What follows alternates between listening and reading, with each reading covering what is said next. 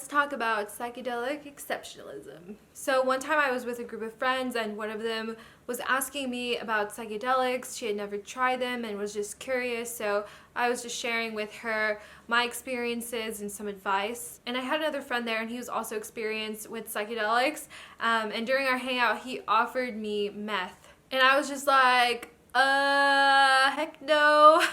I was flabbergasted, I was shook. I had no idea he used meth. He wasn't what you would describe as your typical meth user. He had a good job and he was really good at that job, and he had a normal social life, and he was just a regular, responsible adult. And he was explaining how he does a little bit of meth at work sometimes, and he kind of uses it like Adderall. And I was just like, against it. And because my friend was there who was asking me about psychedelics, who had never done them, I over exaggerated my negative reaction a bit to distance psychedelics from meth, which has like a really negative stereotype and stigma. So in a way I think I was like signaling to her that psychedelics are fine, they're not like those other drugs. That happened 2 years ago, and if I could go back in time knowing what I know now, I wouldn't have reacted the way I did. The way I reacted was an example of psychedelic exceptionalism, and I still wouldn't have accepted the meth offer. I'm just not interested in trying meth at this point in my life, just like I'm not interested in trying DMT, but I wouldn't have reacted so negatively to it. I would have just neutrally declined and probably asked more about his experiences rather than just trying to shut the whole conversation down. This gradual shift in perception that happened for me in between the time when my friend offered me meth and now started when I went to Horizons conference in 2019, and Dr. Hart gave a talk there called Dispelling Lies the Psychedelic Community Believes About Drugs. That was the first time I ever heard of Dr. Hart, and the first time I ever questioned my psychedelic exceptionalism, and the first time that I ever really cared about the negative stigma that other hard drugs had. Before that talk, I was a huge proponent of psychedelics, but in a way that rejected the legitimacy of using other drugs. I held psychedelics up to a pedestal. I didn't think they were as superficial like cocaine or alcohol, and I thought that they were more spiritual than things like meth or heroin. And since they weren't as addictive, and because it was really hard to overdose on them, I thought that they were inherently the superior drug overall. And as a result, I was so judgmental of other drug use. I didn't consider that other drugs could have similar beneficial properties. I didn't consider that drugs could be taken for other reasons, for pain relief, for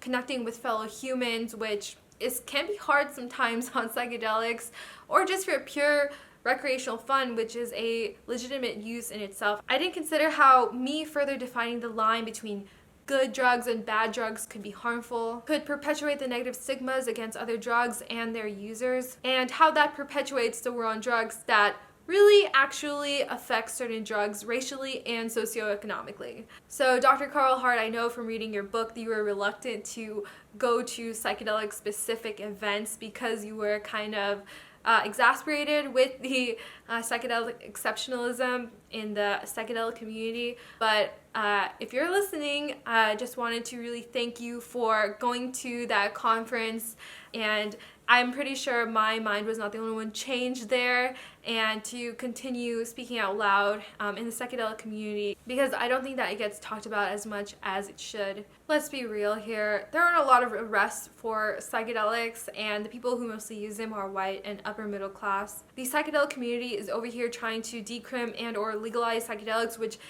yes, definitely we should work towards that, but in terms of impact and suffering from the drug war, it's not psychedelics that are the main culprits, nor their users who are the most harmed. If we only decrim and or legalize psychedelics and just stop there, that won't really make a dent in incarceration rates or overdose rates or things like that. I realize that I shouldn't just stop at wanting psychedelics to be free to use without fear from repercussions, but also extend that freedom to other drug users too. I know that's a hot take. And why is that? Why should I care? Well, something that I learned in a lot of my trips, and something you've probably learned too, and a lot of us have, is that we are all one. And what does that mean? Well, for me, that means that I care for my fellow human. I care about their suffering and the injustices happening to them, because what happens to them happens to me, happens to us all. It's kind of funny being selfless in a way, because it's still selfish because we're all one, but anyway. Of course, no one can address all the fucked up shit happening in the world. No one has that kind of bandwidth. But I've decided one area of focus for me can be trying to amend the injustices from the war on drugs in some way. I don't even think you have to go all out here. I think one easy way is just to be cognizant of when you're thinking in a drug elitist way, and call yourself out on it, and maybe call others out on it too when you see that happen. But of course, there are people who are going to say that there are some drugs that are inherently worse, and those should be illegal, and their usage frowned upon, and etc. And this is a really complicated topic. I don't even think I can cover here that well. I'll try to summarize it, but I would say if you think like that, the first step you can take is to educate yourself. Try to find other perspectives that challenge your beliefs, and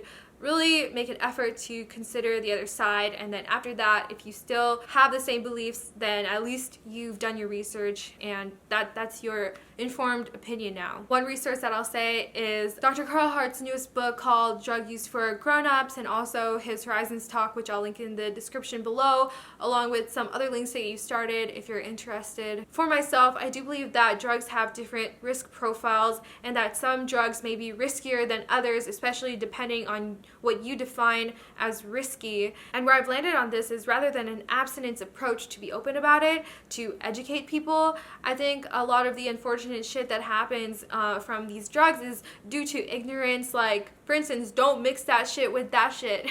Or how people don't know what it is exactly they're taking. Is it adulterated? What the heck is the dosage? This is a problem with LSD too, you know? The ideas of having a good set and setting and knowing what the heck you're taking can be applied to all drugs, not just psychedelics. Also, if you reduce the stigma, if you stop shunning people for their drug use, then those people who are really struggling with their drug use, and yes, addiction is a thing, they would be less ashamed to go find help.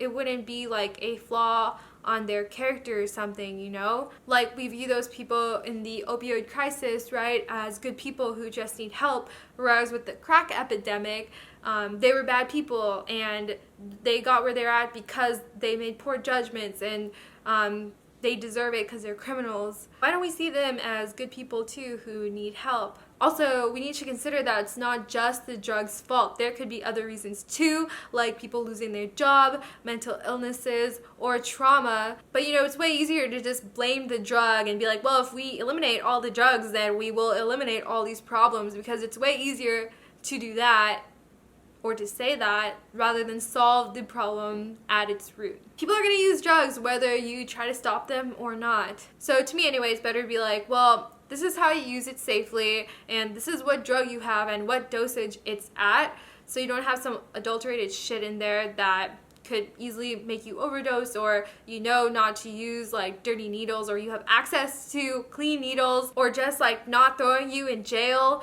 which would make it really hard for you to find housing and a job later on. And all these things just like fuck up your life way more harder than the drug by itself ever could. And don't even get me started on drug cartels and the violence there, and how innocent people who haven't even touched drugs get affected by all that shit too. So yeah, that's where I stand on that. Definitely do your own research though. Also consider that a reason why we may think psychedelics are better than other drugs is because we view them as medicine, but literally other drugs are used as medicine too. And there are other drugs that are plant medicines as well. And who knows, maybe they have beneficial properties, but we can't get the research to verify that. Research that isn't biased or funded by these people who really want to perpetuate the negative stigma on these drugs, which is something that like psychedelics has the luxury of right now. There's a lot of research going on with psychedelics. I feel like we're trying to use psychedelics to cure almost everything, it seems, but there could be other drugs that are more effective at whatever we're trying to cure, but it's like we don't even entertain the idea of it.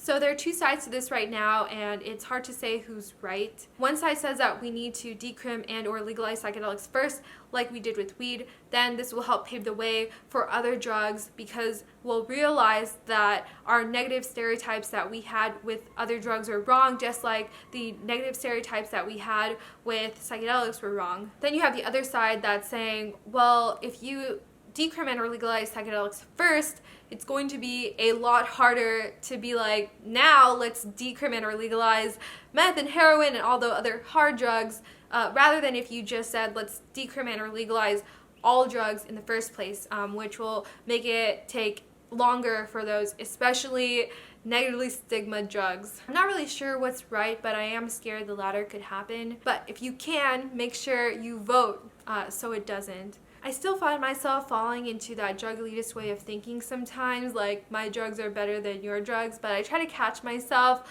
when I do. I remind myself that psychedelics have their risks too. They can cause mental trauma themselves, or a condition like HPPD, which I know you're gonna say it's really rare and it should be a non-issue, but I'm in the HPPD subreddit and I've read some unhappy shit there. And I've known people who would rather fuck up their physical body than their mind, and that should be respected. They're not a lesser person because they choose to do that. Like, I really like fast food and I know it's fucking up my health, but I choose to do it anyway, and it's like, are you gonna stop me from eating fast food now? Or because they choose to explore their mind and consciousness differently from how I choose to. Right now, I believe that we can all have our own drugs of choice as long as we are responsible adults doing responsible drug use. Alright, thanks for listening. If you've never heard of psychedelic exceptionalism, I hope that gave you a little introduction on that. Alright, talk to you next time.